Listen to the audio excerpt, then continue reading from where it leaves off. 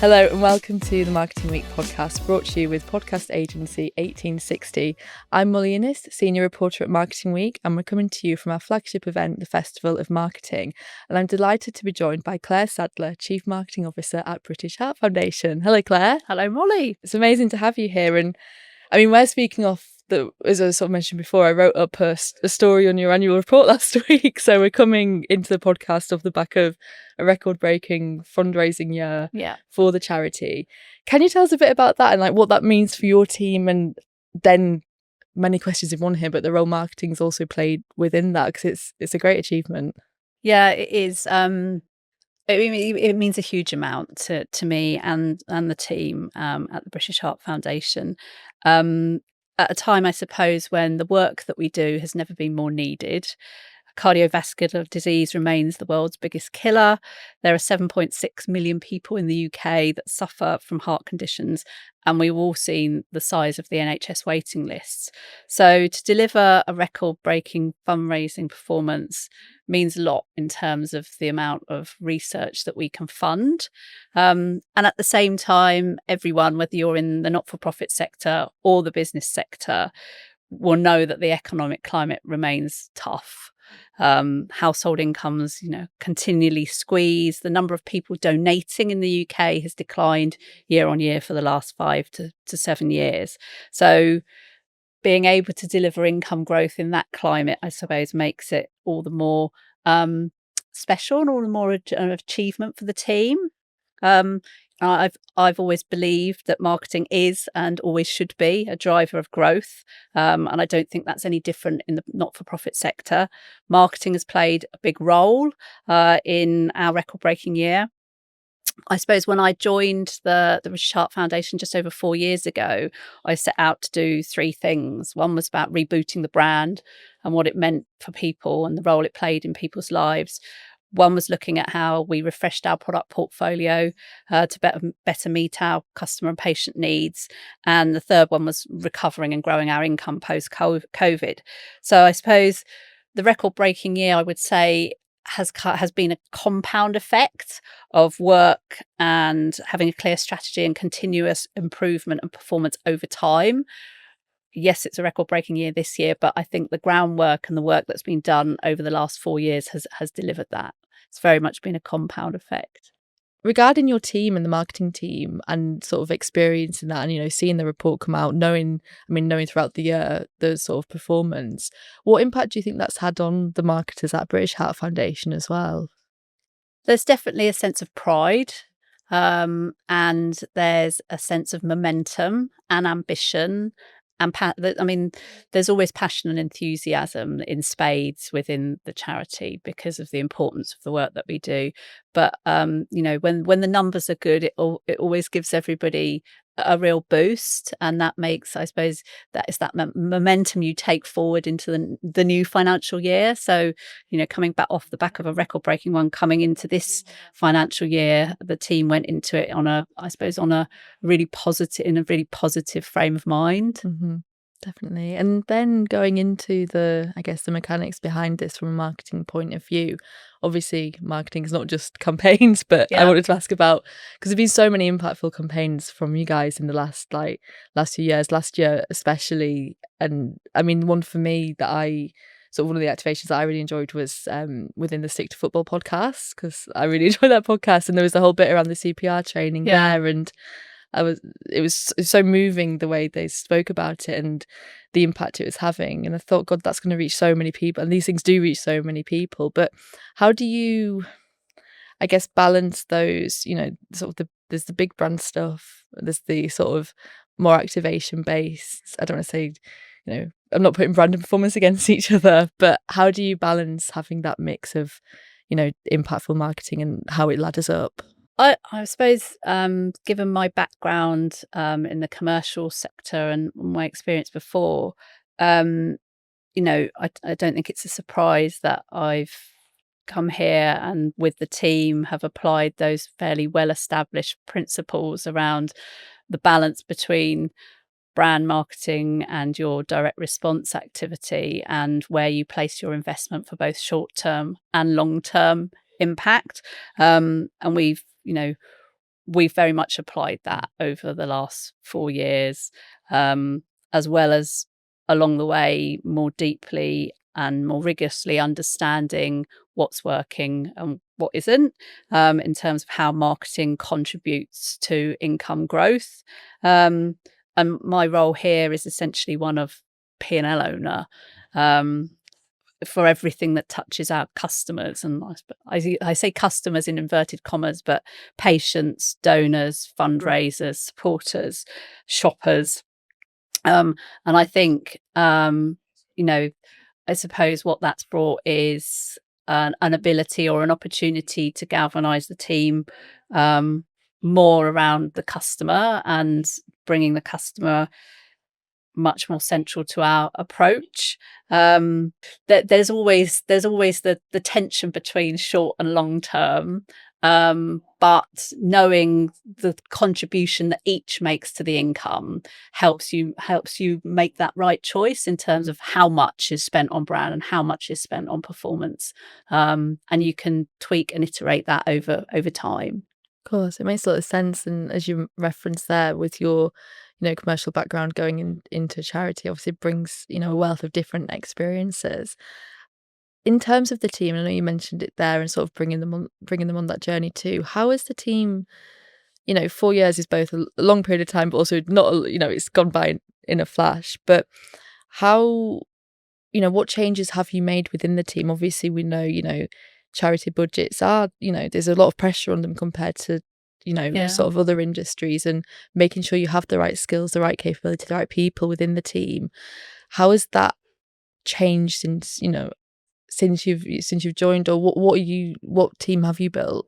Well, I suppose when I joined, or historically, the marketing team and the fundraising team had been separate, and I joined at a point mid-COVID where the organisation had been through a big restructure, and they brought marketing and fundraising together, which I think has been really helpful and instrumental in terms of thinking about that balance, and shared experiences, shared capabilities, shared learning has been really important. If we go back a few years, the brands team, the marketing team would have delivered a brand campaign at some point during the year, but it wasn't planned or integrated with the fundraising activity. So there would have been perhaps different creative, there would have definitely been different media plans. So integration has been a really big theme, I suppose, or approach, or a golden strand running through everything that we do, and thinking about how we land all of our activity through paid, owned and earned in an integrated way, so that it adds up to greater than sum of the parts. And I think that's really important when, budgets are squeezed, and you just need to, you want to land whatever activity you're doing with maximum impact.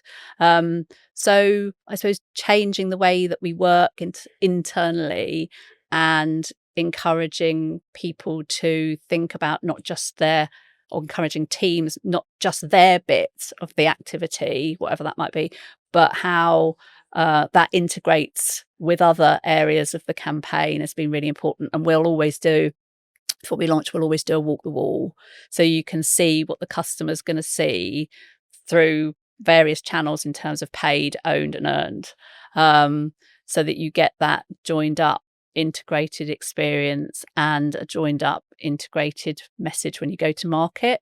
Yeah, I think it's really interesting, and it sort of reminded me a bit. I know it's kind of a different thing, but sort of the joining up for some brands when there's that disconnect between their like employer branding and their sort of external branding. But then for you, it's like, going back, before you joined, the disconnect there. I don't know if this is a really simplistic question, but how hard is it to fix? It's not a quick fix to change that, but for anyone who's sort of feeling similarly about the way their brand's showing up, what were those first steps in the first, I don't know, 6 months? Everyone talks about the first 100 days. Yeah, I mean, there was setting of expectation, if you like, a rewriting of this is how I would like us to do things around here now. There was some education in terms of bringing people along the journey of why that was important, why integration was important.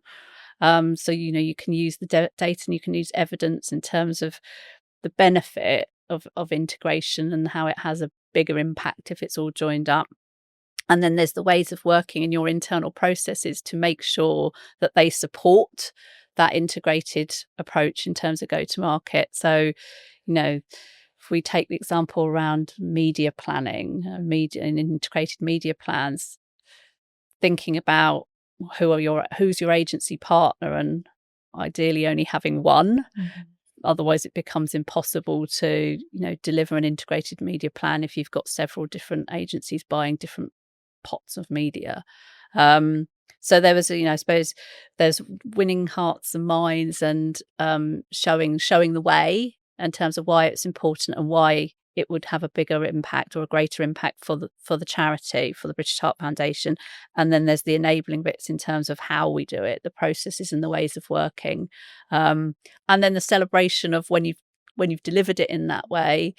A review, a celebration of it looking great and it having impact, and then a bit of a retro in terms of, well, what have we learned, what will we do differently? And we've done that, and we've refined that over time. And the first time we did it was, it was different. It was a different way of working for the organisation, but as a few years later, and it's now becomes the rhythm of how we do things in terms of big moments through the year and delivering those as an integrated team. Yeah, Everybody can galvanise around. brilliant. And that ties very closely, I think, into what I was going to ask next around the measurement of effectiveness. It's something we really focus on at Marketing Week, and I think, as you mentioned at the start, direct responsibility of the P&L. You can see, because it's the fundraising element, you naturally be across those numbers, I imagine, constantly, and you can see the impact in quite a tangible way. But when it comes to the marketing and how you're activating the brand campaigns, everything you sort of described there, how are you able to measure the effectiveness, and has that changed as well? It was one of the things that I suppose I changed or put in place when I started. We talked about the three things that I set out to do in terms of rebooting the brand and refreshing our product portfolio and growing our income. And underpinning all of that was looking at how we were going to measure the effectiveness of the work that we do. So developing an effectiveness framework and thinking about what are the metrics that we want to measure and how are we going to measure them. So, putting in place regular, consistent brand tracking over time, so you can look at how you're shifting your consideration, how you understand and track the brand metrics that are drivers of consideration and how you're affecting change in those. And then I suppose in terms of shorter term effectiveness metrics around how well is your media contributing to income, implementing econometric work so that you get a better view of what your media is driving, how it's contributing to income, and what channels are the most effective for you, and where there's headroom for experimentation or growth. And within that effectiveness framework, there's always room and opportunity for experimentation and test and learn. So we'll take small experiments and then think about how you might scale those over time.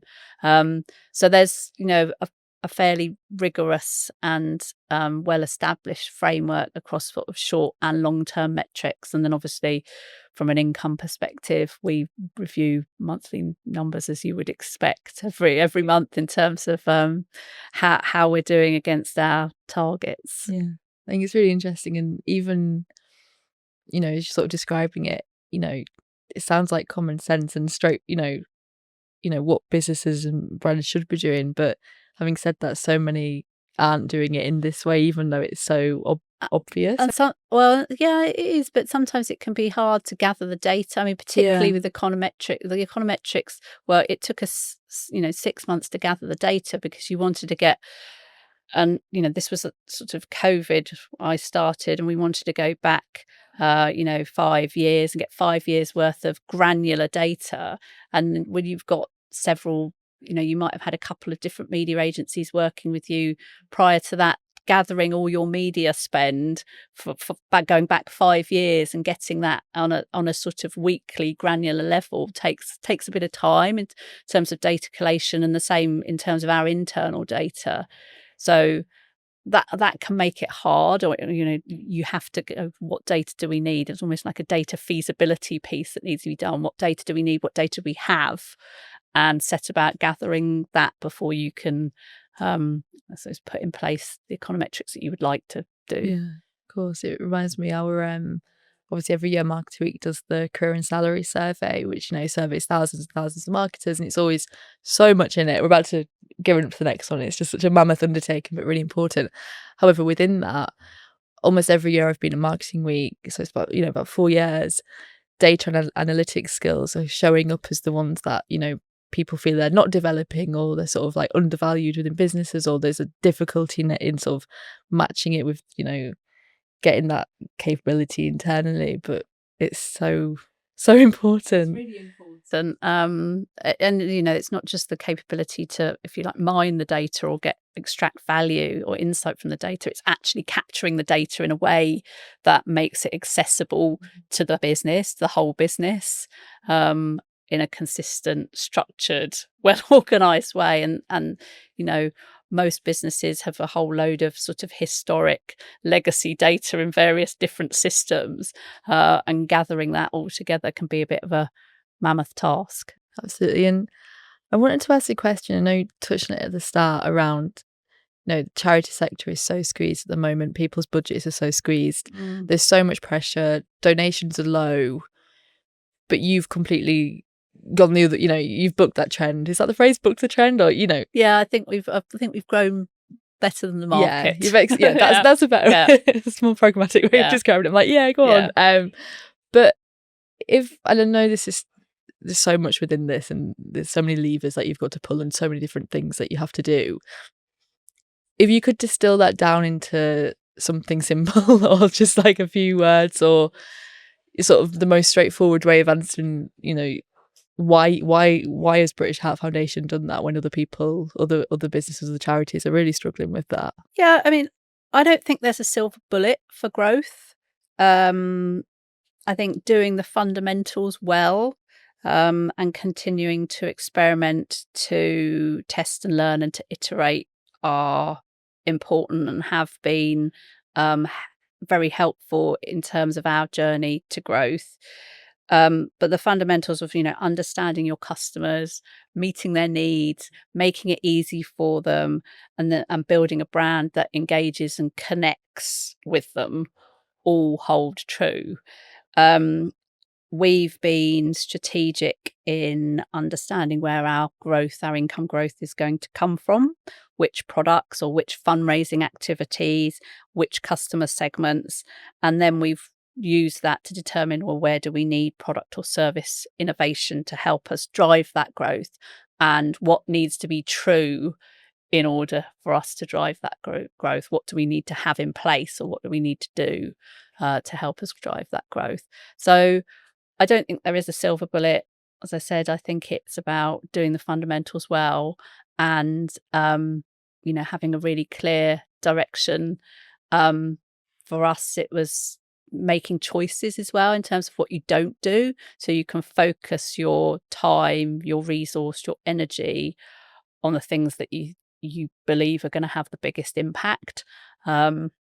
Sometimes, I suppose one of my observations from coming from the commercial sector into the charity sector is, the cause runs through the organisation. So there's always I suppose an enthusiasm to want to do everything, because everything is worthwhile because it's supporting the cause. And sometimes that can result in people or resources being spread thinly. So the choices that you make in terms of things that you won't do, I think have been helpful as well for us. So you can galvanize around, those big moments or those big pillars or projects of activity. Definitely. And I guess as we've gathered so far in, this part of the podcast, you're across a lot of things and you're very, very busy. But you're also president of Women in Advertising and Communication Leadership, which is such an incredible thing to be doing. It's such a great organisation. It'd be interesting to hear from you about your priorities for this year within the role, but also how, maybe it's another section, but how you do manage to split your time, because I know so many people are sort of managing different things. These are two very big things to be managing. Like how do you manage that? Well, I suppose the WACL presidency isn't just 1 year, it's sort of a year as the run up as vice president. So you get the opportunity to work alongside the president, understand what's needed, if you like, in the role, and an opportunity to plan your year ahead. So I use that year as vice president to plan my year ahead, so that when you get to become president, you go into the year with a plan and you're executing that plan. I mean, it's being disciplined with your time. And again, it's about choices of things that you will do and things that you won't do, and how you galvanize the team, like any leadership role, how you galvanize the team around you. I'm very fortunate within WACL that I have a great exec team, and the members are really engaged and really active. So in terms of the delegation of different activities to different committees really helps in terms of your role as president. You haven't got to do everything. And that's one of the joys of being president. You get to work with some amazing women. Yeah, no, it's brilliant. And yeah, on the priorities front then as well, obviously, it's not just 1 year that working in the organization, but when you were in that year ahead stage planning, what were you laying out? Like, what do you want to what do I achieve? want to yeah my focus for the year? Well, I mean, WACL has a really clear strategy, which is, we exist, and our purpose is to accelerate gender equality within the advertising and communications industry. We've got a very clear ambition that we want 50% of women to be CEOs, because we believe that equality benefits all. And we do that through sort of 3 strategic pillars. One is supporting our members through community connection, networking, because we believe a stronger me is a stronger we. We inspire and develop the next generation of talent through things like the Talent Awards, our talent mentoring scheme, and the Festival of Talent. And then the third area is campaigning for change. So working with the industry and trying to influence change with our Change the Stats campaign, which is looking at how we bring more, I suppose, gender equality to policies and ways of working within businesses. So, if you like, the strategy set for the president as you come into the role. But I suppose the areas that I wanted to focus on or dial up through my year is around, I suppose, belonging and engagement. We are quite a large club now. We're nearly 400 people. So making sure that the connections and the engagement and the active participation in WACL's activities is really important, because the more of us that are active, the greater the impact we can have. The second was around how we increase our impact through increasing our income. So doubling down on how we engage partners and sponsors to support WACL's work. And the third area was how we more proactively engage male allies, particularly in our campaigning and our talent development work. And as my friend and fellow WACLer Laurie Meakin says, you can't change the world if you're only talking to half of it.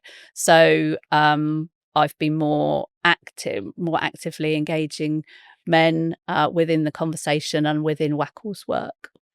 That's brilliant. And the last point around, I guess, like the male allyship as well, I think that's sometimes so often like the missing piece when you see things like,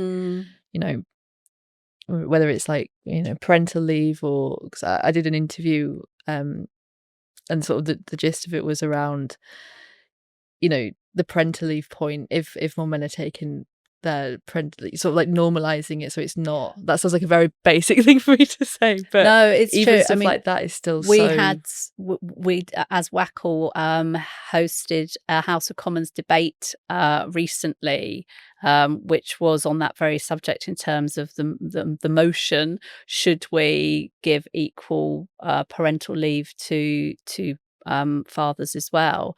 It was a really interesting, informative debate that looked at both sides, for and against.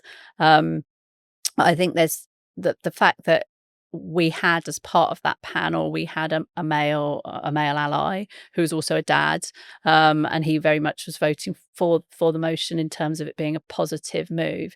And I think I said this at the time. I did a little piece on LinkedIn. I think there's the societal expectations that need to change in terms of men feeling able and being encouraged to take parental leave. There's a wealth of evidence that exists in terms of it being both good for businesses and good for families. But there's also the legislation that could very well support or be a catalyst to driving societal change as well. But I mean, even as leaders, without the legislation, you can, one, not make the assumption that it's just mums who are going to be the primary caregiver. And that if you've got new dads in your team, ask them the question as well about, are there any changes you'd like to make to your working pattern having become a new dad? How do you want to, how do you want to work? So, that flexibility, don't just assume it's just women that are going to want to ask for that, because there's lots of dads out there that also want to be there for bath time or need to pick their kids up from nursery.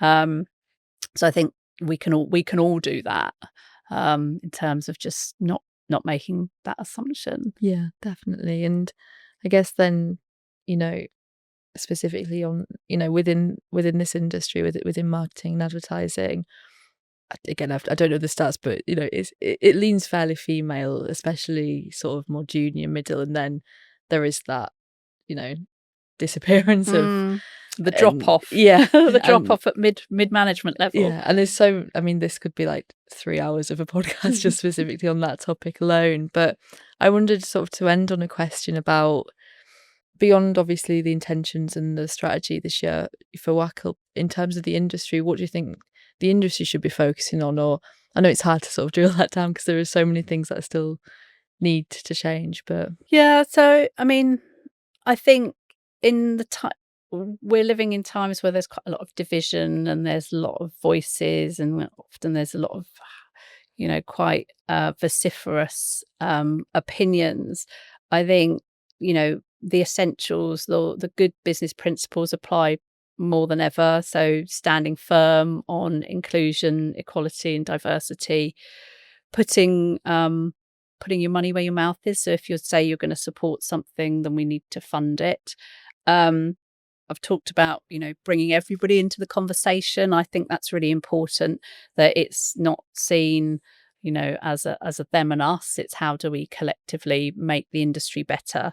From a WACL perspective, I would always refer people to our WACL playbook, which was an evidence-based playbook that offers some real practical levers to get started in terms of helping create a more gender equal industry. There's 5 levers of change. One we've talked about in terms of sort of being flexible first. The second is promoting for potential. The third is changing the language of leadership. The fourth is being a woman's health hero. And the fifth is work like the world is watching. So there's some quite practical things that people can do to help just improve the way that the industry feels to work in. Yeah, definitely. I know we're pretty much at time, but anyone listening, I will link all of these things below so you can go. Please do. And make sure you sort of pay attention to that. But thank you so much, Claire, for coming on to the You're Marketing welcome. Week podcast Thank today. Thank you for having me. Thank you.